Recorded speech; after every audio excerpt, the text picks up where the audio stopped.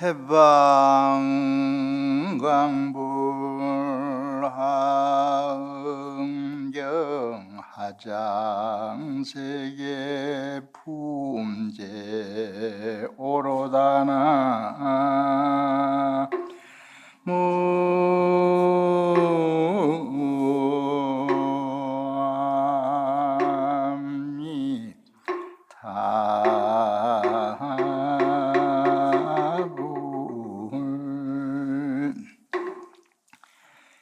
불교를 믿는 불자님들께서는 부처님을 세 부처님, 세 분 부처님, 교조이신 서가모니 부처님을 알고 계시고 또 아미타 부처님이 계시죠. 극락세계 교주로 계시는 아미타 부처님, 그리고 하은경의 주불이신 비로자나 부처님, 법신불이라 하지요. 그래서 서가모니 부처님, 아미타 부처님, 비로자나 부처님, 세 부처님을 알고 믿으시는 겁니다. 서가모니 부처님은 사바세계 교주라 이래요. 중생세계. 오전에 사바세계에 관해서 잠시 설명했죠. 사바세계. 서가모니 부처님은 사바세계 교주, 아미타 부처님은 극락세계, 불교 믿으면 사후에 내세 신행으로서 극락왕생을 발언합니다. 쉽게 말해서 극락가자 이러는 거예요. 그냥 농담으로도 나 극락 안 간다 이런 말 하지 마세요. 그럼 비불자예요. 극락 교주. 그 다음에 이제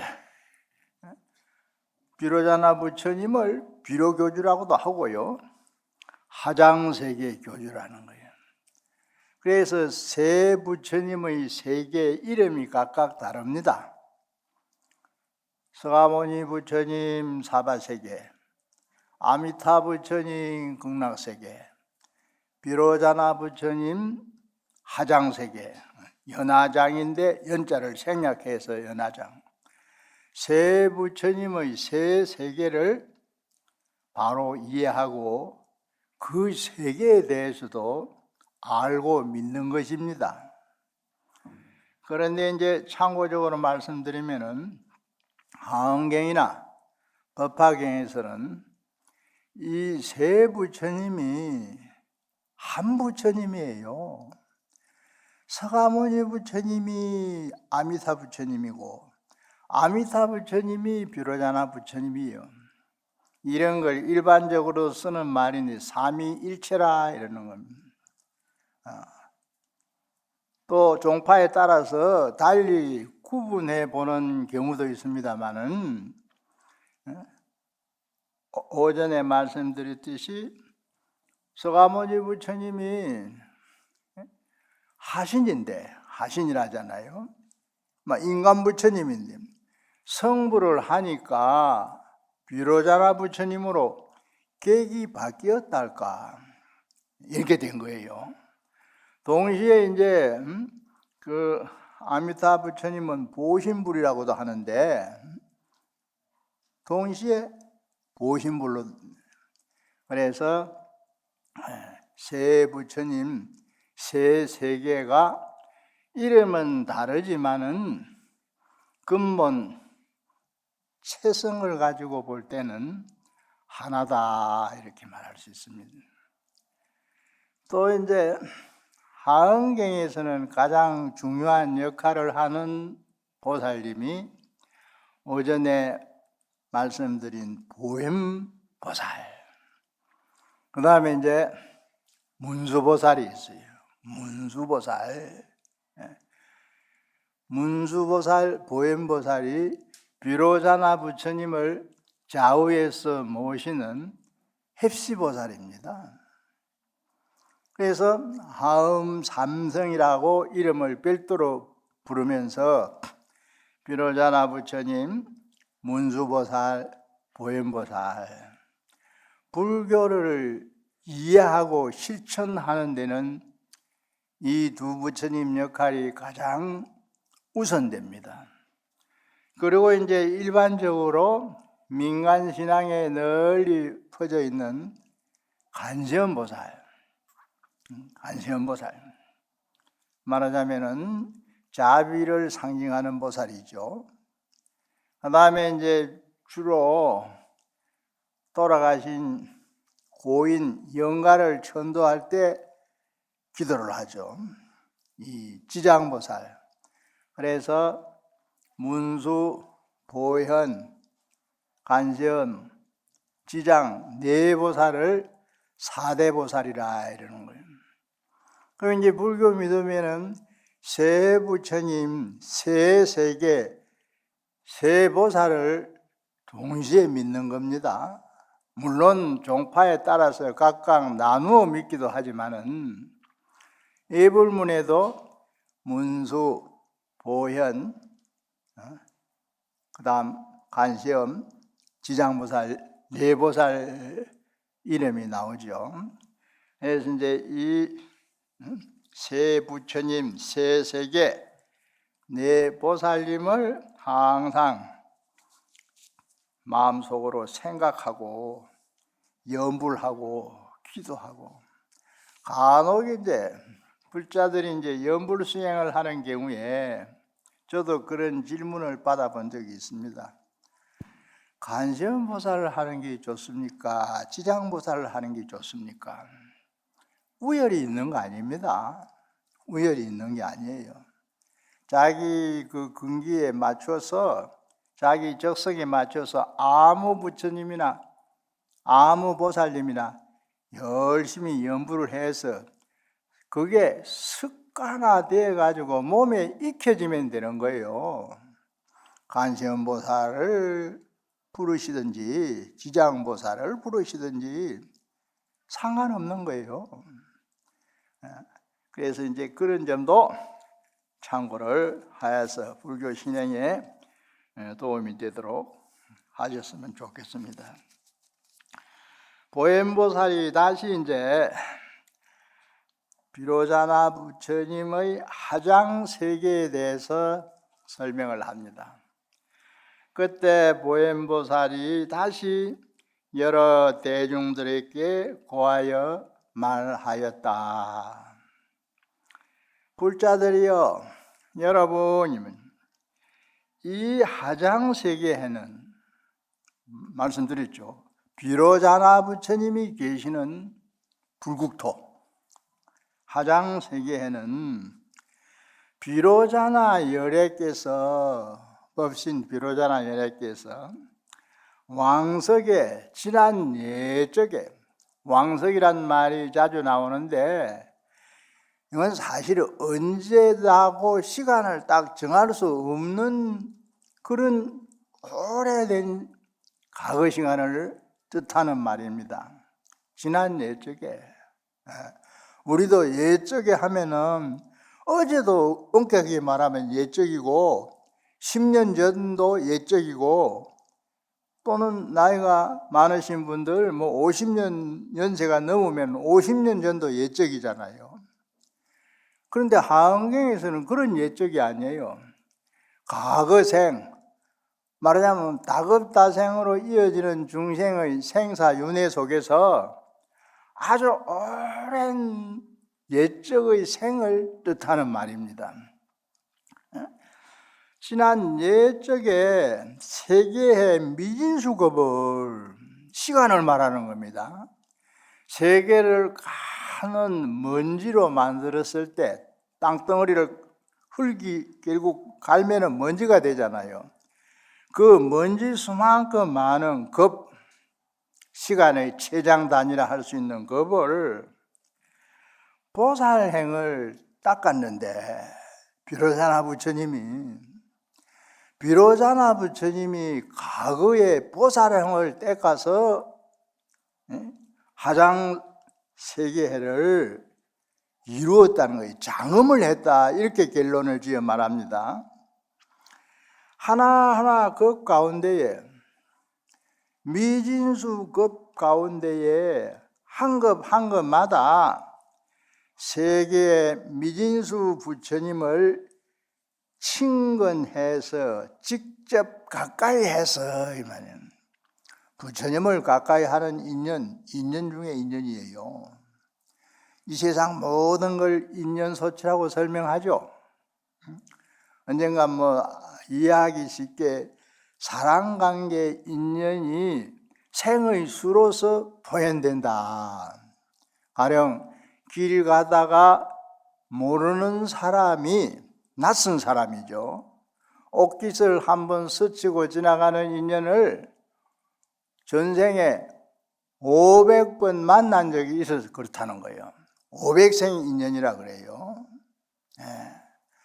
한 자리에 1시간이건 2시간 같이 앉아있는 이 인연은 천생 인연이라는 거예요.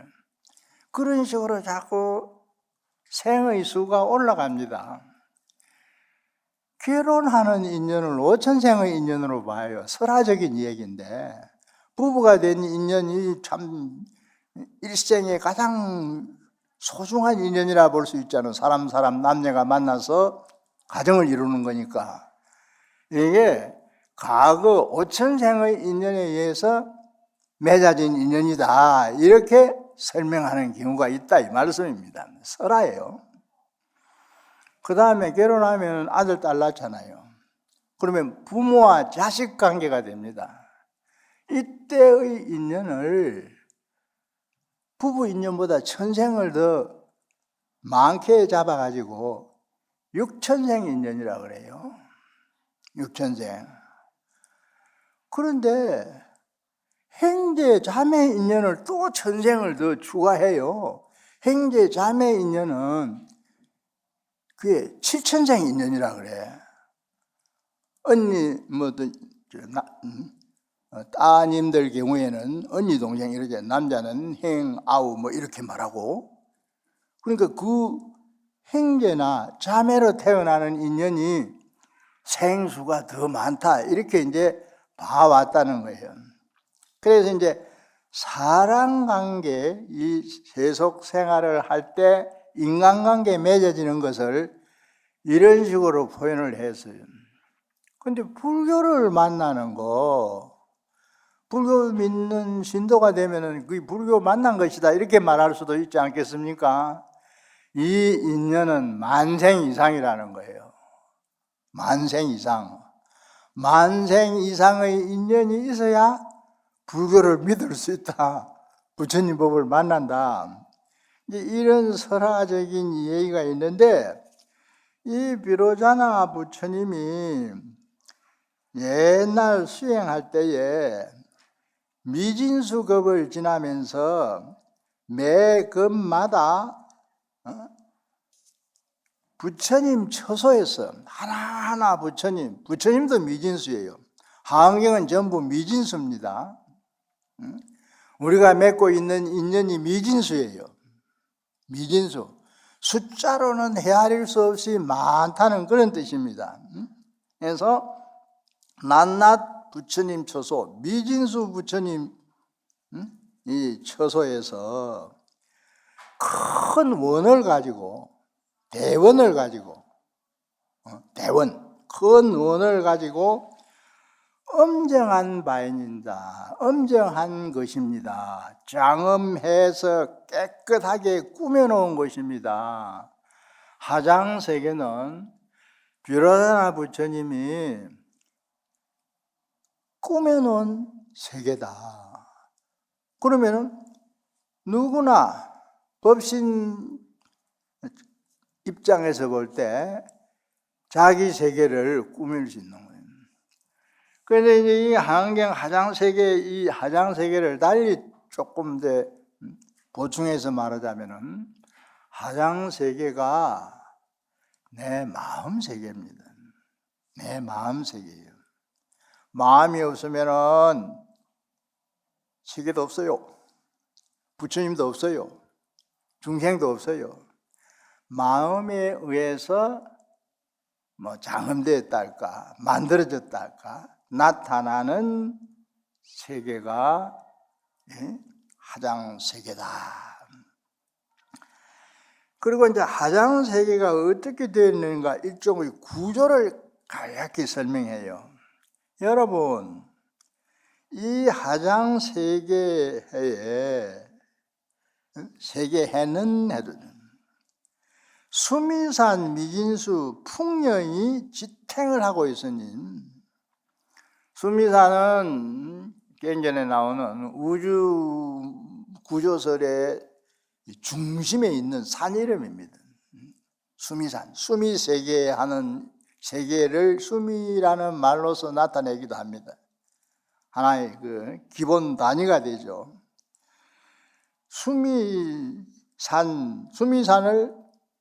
전부, 산도 뭐 흙이 쌓여 있는 산 아니면 바위도 있지만은 산을 전부 가루로 냈을 때 돌도 뭐 가루를 만들 수 있잖아요. 돌가루가 되잖아요.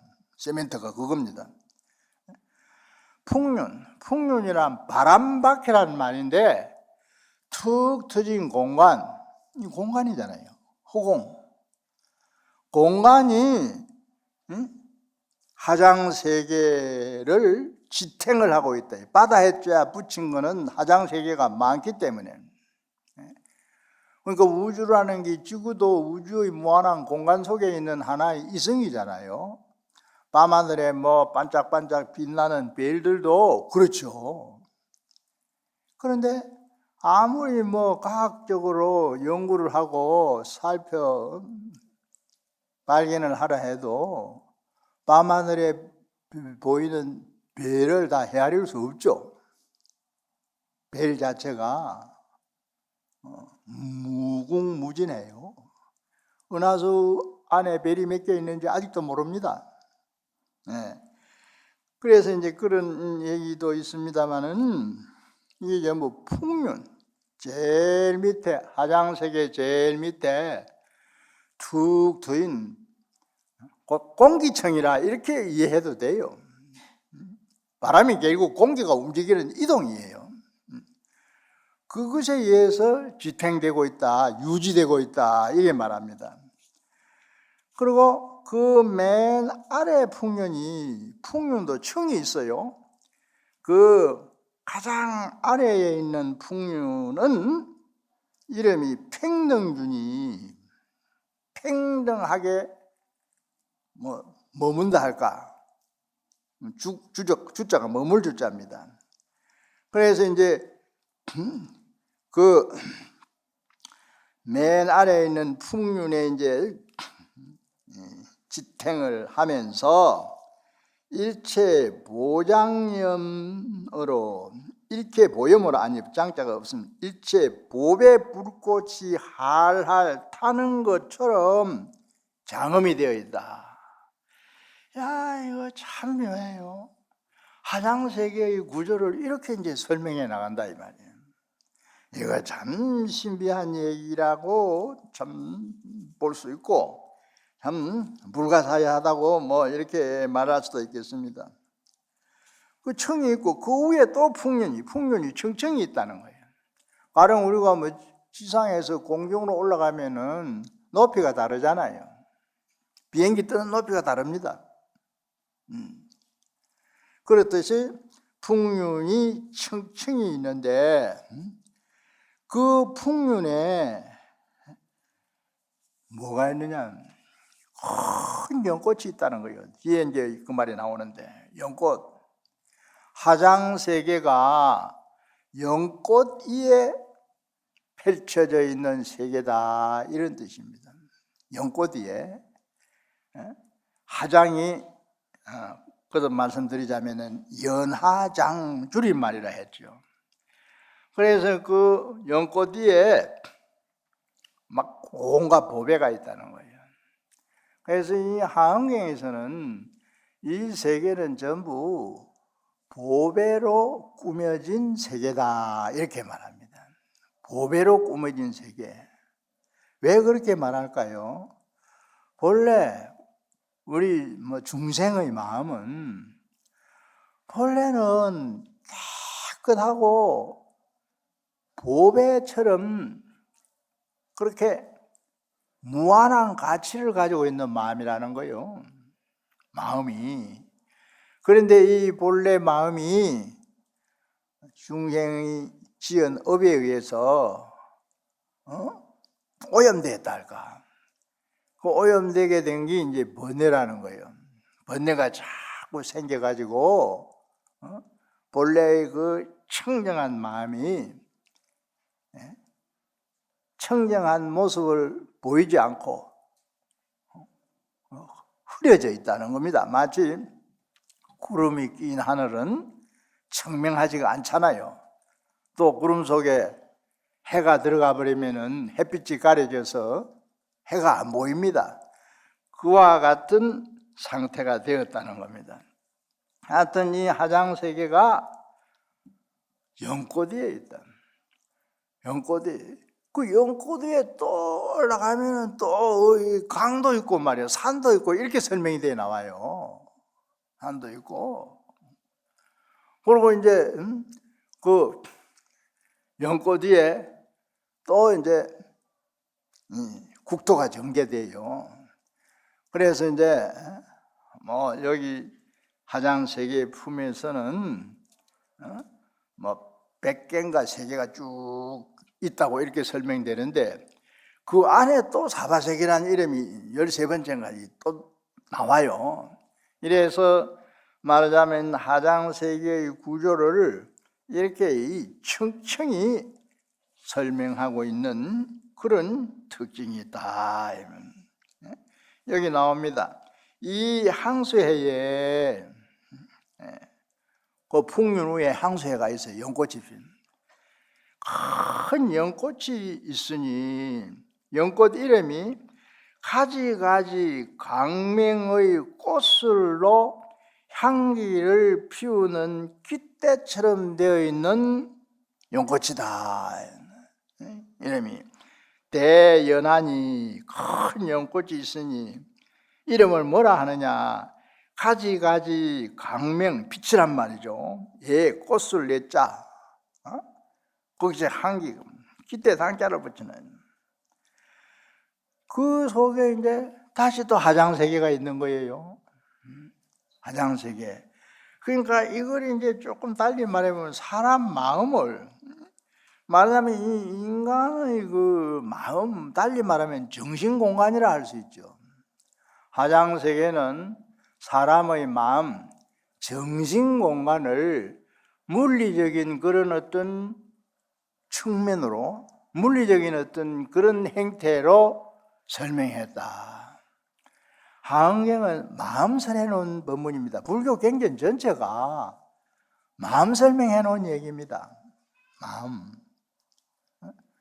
일체유심조라는 말이 하은법문의 가장 핵심되는 말이에요. 모든 것은 마음이 만들어 놓는다. 일체유심조. 마음 밖에는 법이 없는 거예요. 심해무별법. 그래서 하장세계도 중생의 마음에 의해서 만들어진 건립된 세계다. 이렇게 말할 수 있습니다. 이 하장세계는 사방이 팽팽하다예요. 이제 부처님 세계는 울퉁불퉁한 데가 없다 그래요. 네. 말하자면은 땅이 전부 팽팽하다. 이 부처님 뭐 평등지견을 법화에도 쓰여져 있는데 평등지견을 나타내는 그런 경문으로 보통 해석을 합니다. 말하자면 산은 높이 솟아 있고, 골짜기는 아래로 뭐 파여 있고 이렇게 이제 지구 표면을 가지고 말할 때는 설명할 수 있는데 부처님 세계는 팽팽해요. 사방이 균팽하고 나오거든요. 사방이 고루 팽팽하고 이 말이에요. 청정갱고하며 청정하여 부처님 세계의 땅은 우리가 뭐 일반 땅은 파면 파지지 않아요. 갱이라든지 호미 같은 걸 가지고 땅을 이렇게 파면은 파지는데 여기는 청정갱고라 했으니까 깨끗하고 단단해서 이 말이에요.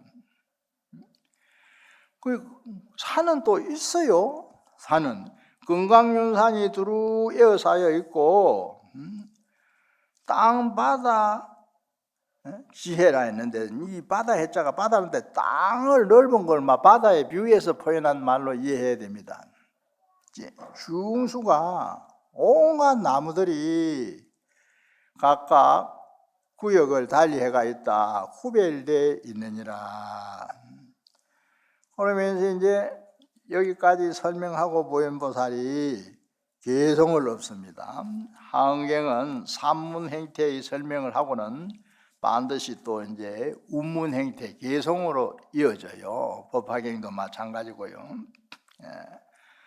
세종께서 지난 옛적에 제유에서 모든 세계 중생이 업을 지어 태어나는 세계를 이제 삼류라고 말하기도 합니다.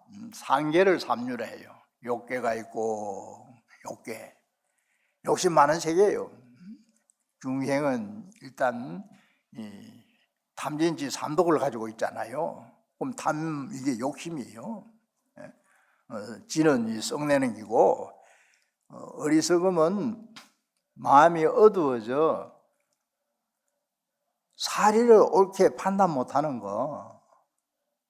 보통 일반적으로도 어리석음이라 해요. 그래서 이게 근본 번뇌입니다. 번뇌라는 것이 탐진치 삼독이 가장 제일 밑에 깔려있는 근본 번뇌예요. 그에 의해서 이제 다른 또 번뇌가 파생적으로 생긴다고 이렇게 말합니다.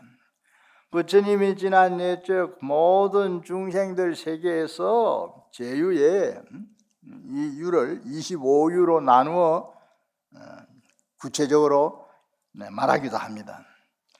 미진불소에 미진 가는 먼지수만큼의 부처님 처소에서 정업을 닦았기 때문에 깨끗한 업. 이제 중생은 주로 번뇌 때문에, 번뇌가 망심이거든요. 망심. 망할 때 망은 망어하면은 거짓말이라는 뜻이잖아요.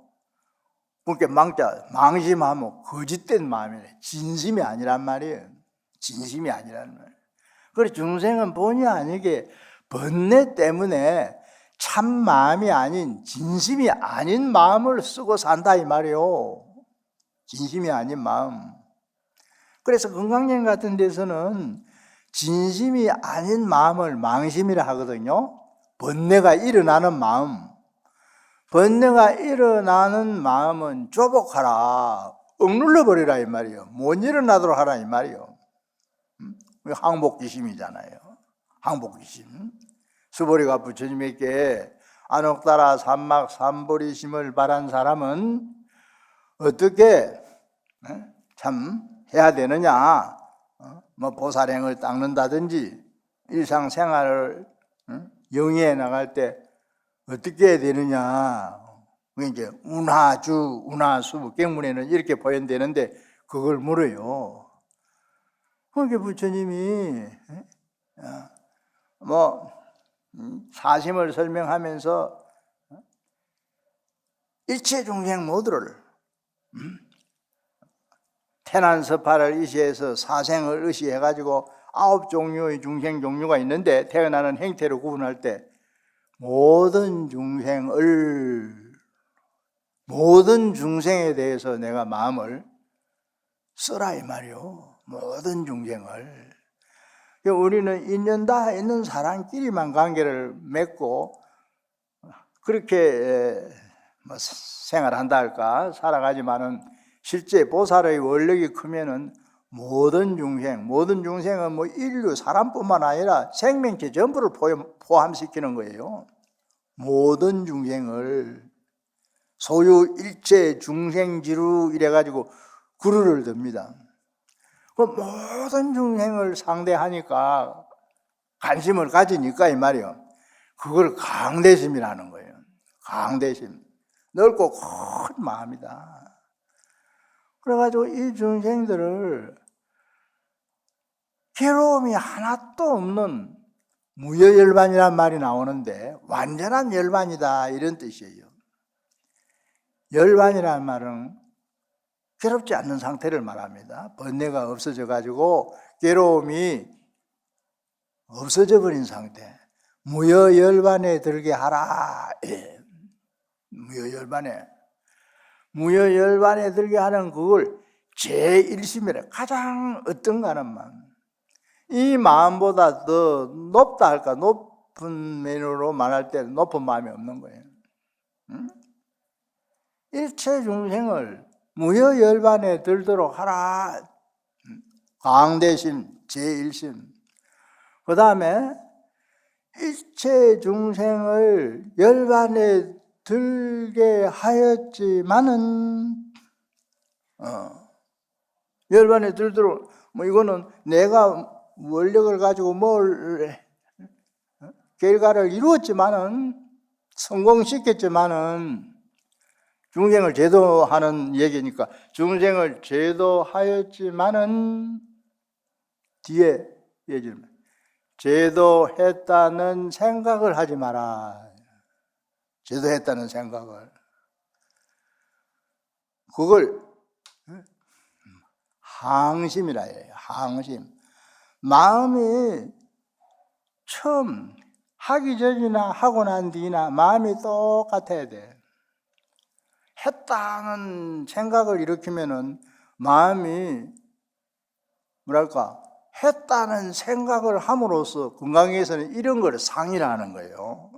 상이 생겨버려. 그 건강에 알고 계시겠지만은 무주상 법문을 가르치는 경전이잖아요. 뭘? 항심이라는 거예요. 항심. 한결같은 마음. 보통 우리는 마음이 생각이 일어날 때는 뭘 할래 하다가 또 그게 씌어져 버리면 또 멈추고 그만두고 이런 경우도 있잖아요. 그건 항심이 아니죠. 그럼 왜 그렇게 항심? 앞에 제일 강대심, 제일심, 항심까지 이렇게 얘기했느냐? 아상, 인상, 중생상, 수자상이 있으면 안 된다. 아상. 상이 있으면 상을 가지는 마음은 뒤바뀐 마음이라는 거예요. 전도된 마음. 그래서 사상이 없는 마음을 부전도심, 전도되지 않은 마음. 그래서 중생은 수행을 하려면은 망심을 조복해야 된다.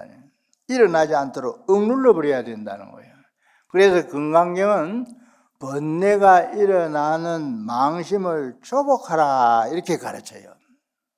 수보리에게 부처님이 그렇게 일러주었어요.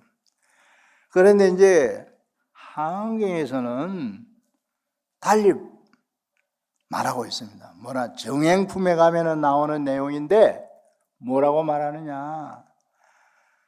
마음을 잘 써라. 선용기심하라.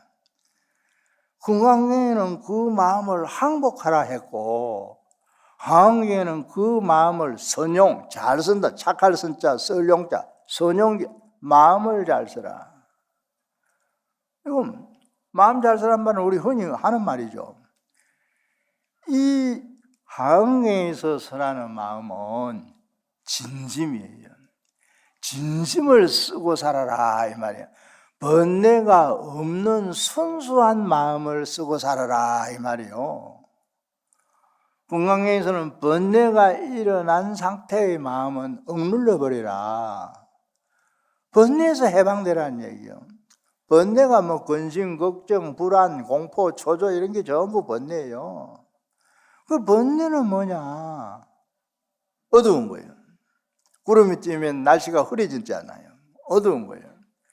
그래서 어둡게 살지 말고 밝게 살아라 하는 그런 뜻을 한경에서는 계속 강조해서 설하고 있습니다. 그래서 미진수 부처님 처소에서 깨끗한 업을 닦았기 때문에 그러므로 가지가지 보배 강명을 얻었다. 가지 보배 강명이 있게 되었다는 거예요. 그 보배 강령이 있는 세계가 하장세계다. 그래서 이제 사람이 어떤 현실 문제에 여러 가지 참 이 생각 저 생각 때로는 고민도 하고 때로는 뭐 답답해서 그냥 어쩔고 이렇게 마음이 편치 못할 때가 있는데, 사람이 수행정신이라는 거는 참선을 해야 된다, 기도를 해야 된다, 염불을 해야, 종교적인 의례로서 제시하는 여러 가지 방법들이 있지만은 결국 어떤 상황에도 내가 내 마음이 밝아지도록 하면 된다. 하나님 마음이 밝아지는 마음이 아니죠. 어두운 마음이죠. 욕심이 잔뜩 일어가지고 안달이 나가지고 뭘 갖고 싶어서 밝은 마음이 아니에요. 편안하고 그냥 아무 일도 없는 것처럼, 결국 달리 말하면 인생은 본래는 아무 문제가 없어요. 불교에서는 본무생사라는 말이 있어. 본래 태어나고 죽는 일이 없다 이 말이에요. 그게 무슨 말이에요? 우리 태어나서 이렇게 살아 활동하고 있는데 무슨 태어난 바가 없어? 그거는 그냥 속죄의 입장에서 현상적인 그런 측면을 가지고 그렇게 말은 하지만은, 부처님 세계는 알고 계시겠지만 깨달음 세계잖아요. 깨달음 세계는 좀 달라요. 차원이 달라요. 똑같은 세계지만은 낮은 밝은 세상이고 밤은 어두운 세상이에요. 물론 전기불을 켜서 밤에도 요즘 밝게 합니다마는 부처님은 밝고 중생은 어둡다는 거예요. 그 중생은 뭐예요? 무명중생이라잖아요. 무명중생. 그래서 어떤 상황에도 내 마음이 밝아지도록, 그래서 공부가 됐나 안 됐나, 마음이 밝아졌느냐 그렇지 못하느냐, 이거로서 판단해 본다 할까요? 구분해 볼 수 있는 겁니다. 이 하장세계해에 강대한 대비할 때 비의 구름이 일체에 두루하면 몸을 버려서 한량없는 몸을, 사신무량일이 되어 있거든요. 몸을 버리기를 수없이 했다 이 말이에요. 몸을 버렸단 말은 몸과 목숨을 다 참 바쳤다는 그런 뜻이에요. 찰진과 똑같이 해서, 찰진 국토의 먼지수만큼 미진수라는 게 거듭 나오는데 많은 수를 뜻하는 말입니다. 이래서 이제 이 하장세계가 비로자나 부처님이 과거에 원력을 세워 수행한 결과 만들어진 세계다. 왜 하죠? 원력에 의해서 수행한 결과에 만들어진 세계다. 우리가 이제 일반적으로 말해 사람마다 자기 세계 다 있습니다. 우리가 마음속으로 생각하는 이 사고의 세계가 자기 세계예요.